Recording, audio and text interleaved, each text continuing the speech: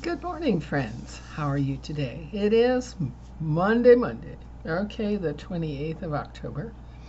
And I'm doing this little private video because I've received a download from my sources that really surprised and shocked me.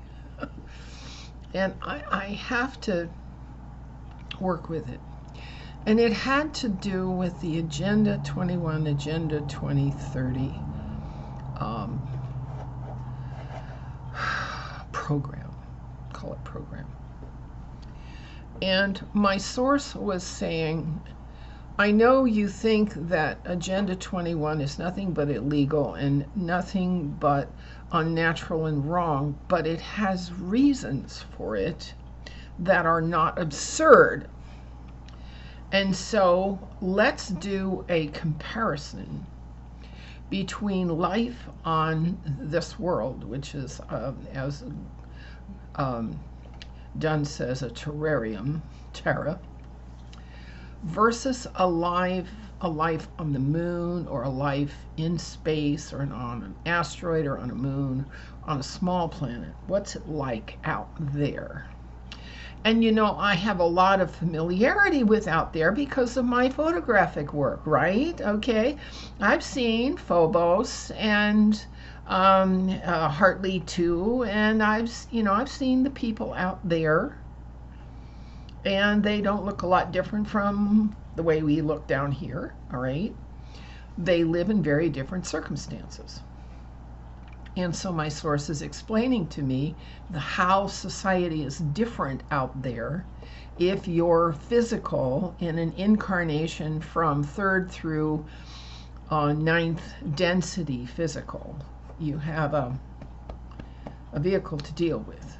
Above ninth density, you're a spirit and you can go anywhere. All right, but if you're third through ninth density, you have to deal with a body, right? Okay.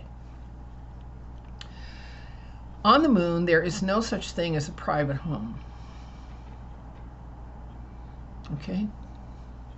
There's no such thing as a private bathroom. And on most moons, that is the case. Because the physical bodies need to eliminate has to happen in centralized functional facilities. There are centralized loos, bathrooms, toilets. Now, where there's no such thing as running water, because water cascades on the North Pole and then it's merely channeled through a spiral system down to a reservoir in the bottom of the sphere, and that's how water systems work on spheres. They don't have a plumbing system. There's no such thing as plumbing. And so, depending on how scarce water is, you buy water by the ounce on the moon. Okay. You buy a container for something. A container like a margarine container. You can pay $10 for one of those on the moon. And water is portioned by the ounce. Okay. All right. So when Agenda 21 says, well, your 2,000 square foot houses that only house 2 or 3 or 4 people are wasteful. They're wasting resources. All right. On the moon, there's no such thing as a private house. What they have is what's called a pod. What you have to live in is called a pod, and it's a place to sleep and to keep a few small belongings. You have 2 sets of clothes. The ones you wear for the week, which go to the central laundry on Friday, and the ones you wear for the weekend, which go to the central laundry on Monday. There's no washing machine in the house. There's no house. There's a pod. Now, in Los Angeles, there's a group of young people who, because of the crisis in housing in California, are financing and setting up pods for young people who move about a lot to have a place to, as you want to say, crash. You know, in the language of young people, it's called sofa surfing. Okay. And so pods are a very inexpensive place to live, you and your computer and your few belongings that you carry in your backpack, and there's a common bathroom, a common kitchen, common living room. And on the moon or on an asteroid or on a small planet, that sort of pod living would be considered luxurious. That's how humans have to live in outer space. Now, if you haven't been up in a NASA spaceship, you know, their space suit is configured to handle the human bowel movement. I guess you get to just do it in your spacesuit. I don't know. Or maybe they have some plumbing contrivance to enable you to eliminate your waste. All right. But there's no Roman bath in there. There's no jacuzzi in there. See what I'm saying? And so the common consumerist idea that all you have to do is have the money to go out and buy more and buy something else and move to a larger place and have more of more is crazy in the universe. Absolutely crazy. And so I think we need to look at Agenda 21 as an expectation about what life is going to be like if we're the kind of people who do want to go out in space. If you want to go live on Mars, let me tell you what it's going to be like, baby. All right? It's going to be hard. Hard life. Hard and not friendly, not consumer friendly. There is no Walmart there. And there won't be a Walmart there. Because the elements, the resources to create waste are not permitted in space. They're not permitted on the moon.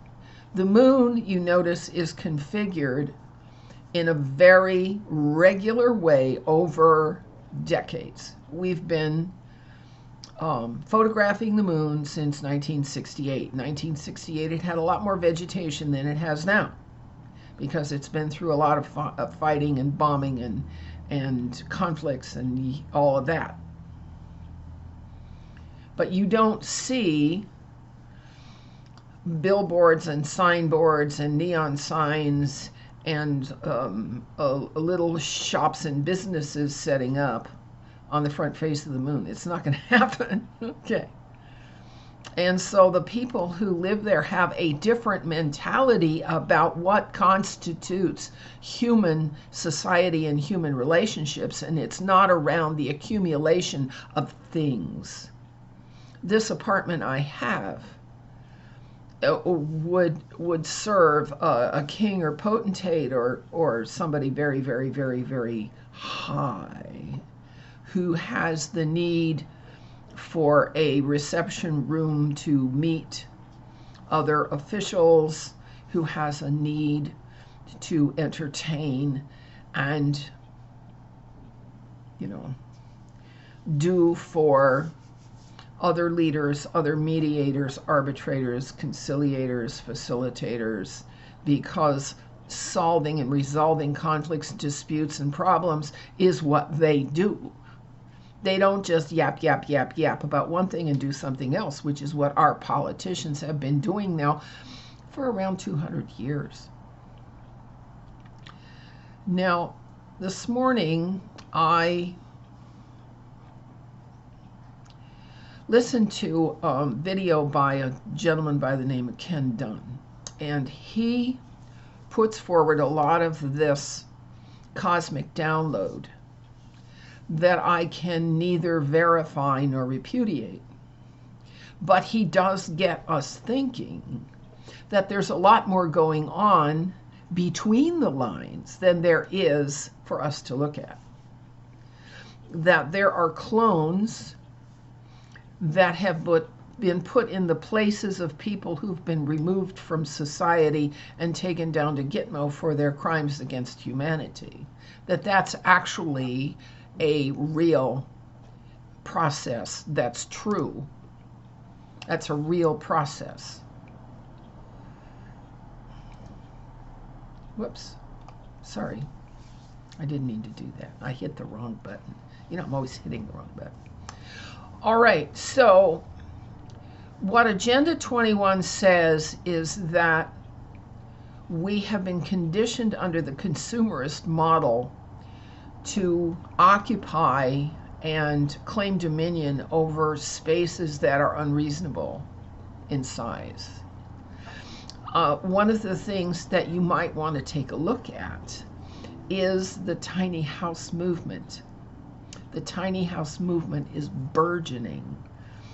And the number of palaces and mansions and huge houses that are abandoned, literally abandoned. There is a channel on YouTube, which is a young man who does nothing but walk across Europe and visit all of these palaces and mansions that have been abandoned because people realize it's just too much stuff.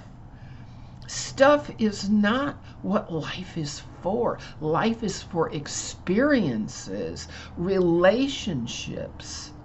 Life is for learning. What are you going to learn in a house full of stuff you bought last week, last month, or last year? You're not going to learn anything. Life is about learning. It's what's going on up here, not the Walmart bill. And so I thought I would journal this because it is causing a revolution in my own mind about expectations for the future of my children and grandchildren, that consumerism is truly passé. Consumerism is done. We don't need it. And we don't need even to want it. Having more baubles and more closets and more... How many of us have so much crap in the house that we have to go rent storage to put the crap in? Come on. That's hoarding.